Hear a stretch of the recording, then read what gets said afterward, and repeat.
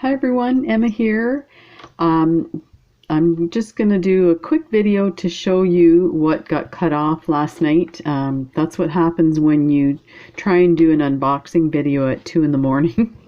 I was so tired I hit the wrong button and lost about a half an hour of all this lovely bracelet making and a couple of the beautiful leather that I got from Exotica.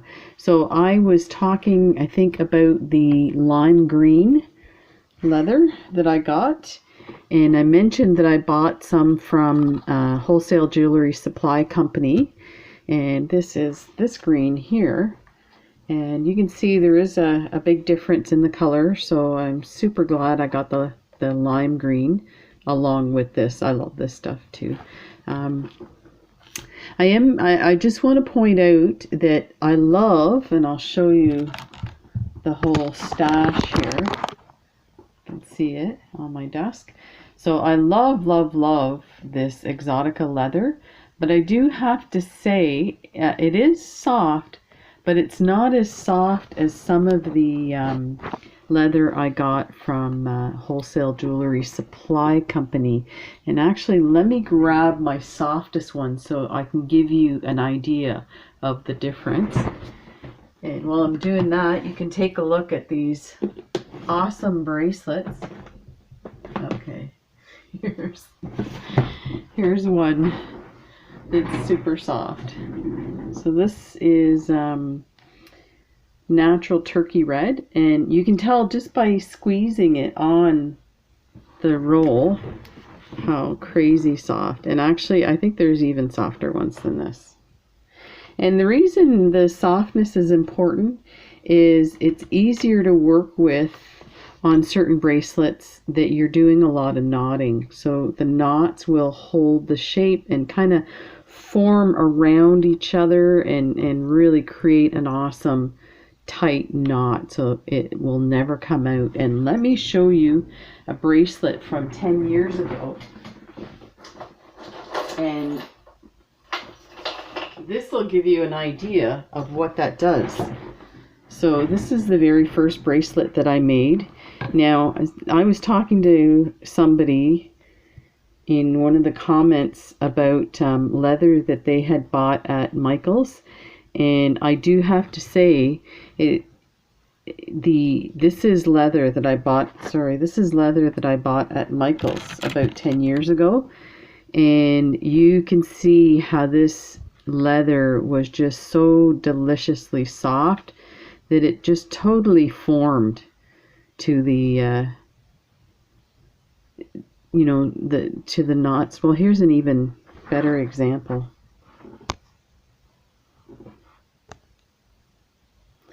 So you can see how this knot here, instead of being really rounded, it's actually formed into the other piece of leather.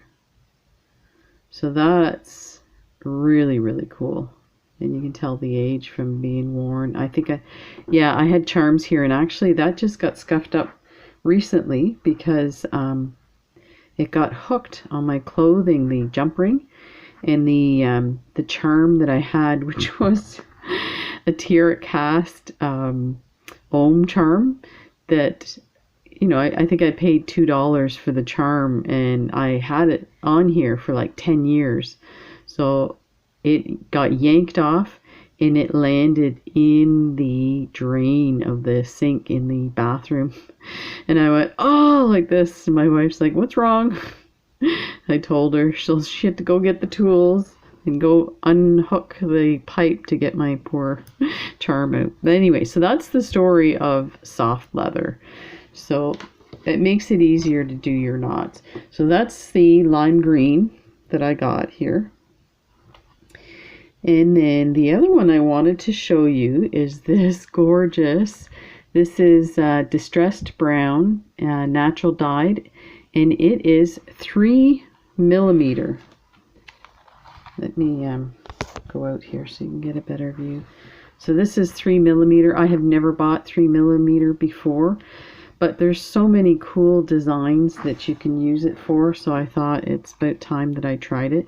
It is super strong, which is good because the types of bracelets you want to do are often single strands with, you know, beads, large hole beads and stuff like that, sliders, whatnot. So you do want it to keep its shape. So this stuff is gorgeous, and I just show you some of the things that you can string onto this stuff.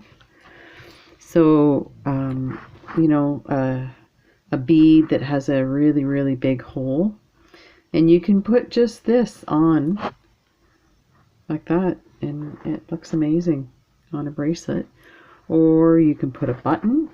So this is a button with a big hole, 3mm hole, so you can do that, and then all of a sudden that's a bracelet. And Pandora beads you can put on there. I will show you in a second how I use Pandora beads as buttons on a leather bracelet. Yeah, so I put a few there so you can see, or you can use them for the actual focal piece.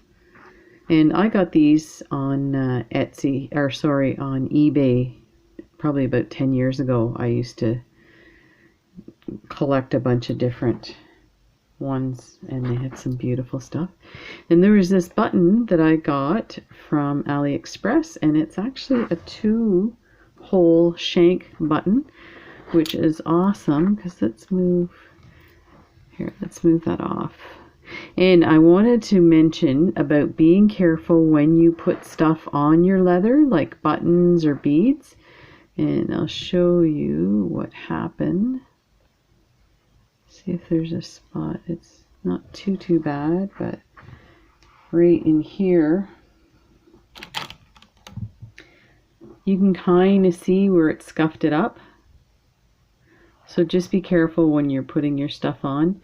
If you have to, try and remount your holes a bit better and smooth them out. Oh, here it is. It's up here. It's really bad. So you can really see the scuff marks there. So just be careful with that stuff. So there's those guys. So one of the things, since this has 2 holes, you can always do something like this. String it through the one time, and then the second time, and now you have a loop. You can put a, you know, before you pass it through again, you could put a barrel knot here, right there, or a bead that's big enough to hold this closed, and then slide this through. And you have a bracelet with 2 strands like that. So there's all kinds of stuff you can do with this. It's pretty endless with that stuff. So this is gorgeous. I'm so glad I got this. Here's an example of a bracelet I made. So I just took a button. Now what I did is I added these bead caps to hold the button from rolling around, so that when you're wearing it, it doesn't roll to the inside. So that's the only reason I did that. If I had stopper beads, I could do the same thing. And then I went ahead and glued these bracelet ends. And these were from BB Craft. They were supposed to be crimp ends, and they definitely don't crimp. So, and it's kind of, it was a bit deceptive in their description about it. So just be careful with that. I think Kelly at Kelly's Bead Boutique sells the crimp ones. I think they're about $1 a set maybe. So they're a bit expensive. So that should have been my first clue. These guys came in a container with like, I don't know if it was 100 or 200. Let me show you. So something like this.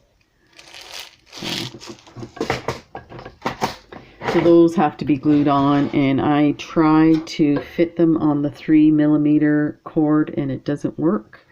So they definitely go on. So this is the 3mm. I had to cut this down quite a bit to get it to fit. And I think if you're gluing an end cap like this, you really should make it so that it fits the leather as much as possible, because you just get one tug of something and that will come off, glue or not. So anyway, that's that. So that turned out really cool. And the other thing that I didn't show you, I mentioned that I got 100-meter. This is metallic blue, and the reason I got this was I got some of this as a gift on Etsy, and I only got a bit of it, and every bracelet that I made with this stuff sold right away. It's just beautiful. It makes any bracelet look amazing. So yeah, this is awesome stuff. So that was the one that you missed on there. And so I made a bracelet with that blue just to give you an idea, and an idea of what you can do. Don't forget the tubes. You can use those. Now you can use these as your focal on your bracelet. So you could put just one of these with your blue leather, and you could actually mix a bunch of different colors. You could do like rainbow colors of leather and do a bunch of these, or you can do something like I did. I did 3 strands, and I put this beautiful flower button in the middle, and again I put these crimp covers there to hold the button from twisting down backwards on your wrist. And then I added, and I keep forgetting, I got these at the fabric store the last time I was there, and they work great. They're super easy, and I didn't even put any glue. They're nice and tight, and I just added a bit of chain because it was a little close. So rather than add a couple of jump rings, I added a bit of chain, and I left it a bit long so that if this goes to somebody with a bigger wrist, they can use it. And I just put a magnetic clasp, and there you go. Beautiful bracelet. So easy. It's a matter of cutting the leather and crimping it and putting some beads on. Here's another example of what you can put on your leather that's really simple. So this was these tiny buttons I wasn't sure what I was going to do with, and it's like a Mayan sun mandala, and I had these pony beads that I wasn't sure what to do with them besides doing stretch bracelets. So I went ahead and put some on there, and I put a metal spacer, and then I did a couple of barrel knots. So I made a little clasp and put one of these tiny buttons on in a barrel knot, and there is another bracelet. And this is the copper, metallic copper color, and it's beautiful. So here is another idea for a leather bracelet, and showing the actual leather as the main part. So I got these. I have a bunch of these guys on Etsy from Bead Freaky is her name, and she makes all these. These are actual ceramic handmade bracelet bars. She does pendants, she charms, all kinds of really beautiful stuff. So what I did was I took my strand and I wove my leather onto this, but through the back, so you can see how it comes through the back. You have to be really careful, these are so delicate.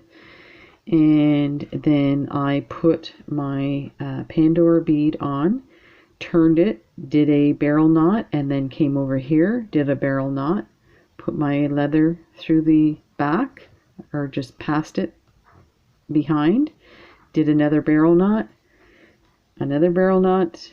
my closure, another barrel knot, and just left these. And this is a Another simple, and you don't have to do a barrel knot. You can just do a regular knots, and there you have it. A gorgeous. Now, if you were doing polymer clay, you could do the same thing. It's probably better. It's lighter, and you don't have to worry as much about it breaking. So there is another one. And then I have this one here. So I got these beautiful, I have a bunch of these rose ceramic beads. I think I got them at Michael's. I was going to say I got them at the thrift store, but I think I got those at Michael's. And I basically did the same style as this one. So I took a long strand, passed it through, brought it around my Pandora bead, did a barrel knot, came to the focal, did a barrel knot, passed it around the back, another barrel knot, your opening, your closure for your bead, and then another barrel knot, and there you go. And it's super, super easy.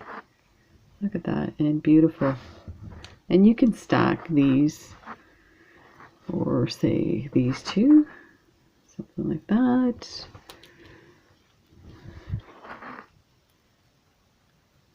Yeah. Oh, and what I wanted to show you, what messed up the video last night is I thought I was pausing the video so I could show you. Just to give you an idea, you might think, what could I do with green leather? Well, here's an example of a bracelet, a leather wrap bracelet that I made with green leather. So this is my lovely bird bead bracelet, and I matched some of the colors. So this is a light kind of seafoam green check glass bead, fire polished, and then these are the tiles from check glass. And again, like all of these are check glass. I think those are Toho. These kind of sea glass or pop bottle type glass coins, and yeah. And for Brittany, she had asked what people do with their pinch beads. I use them for dangles, so you can see how they look amazing. And I've also taken them and woven them across the top of some focal beads, and they look amazing. So yeah, so that is what you can do with beautiful, beautiful colored leather. So there you go. Thanks for watching, and take care.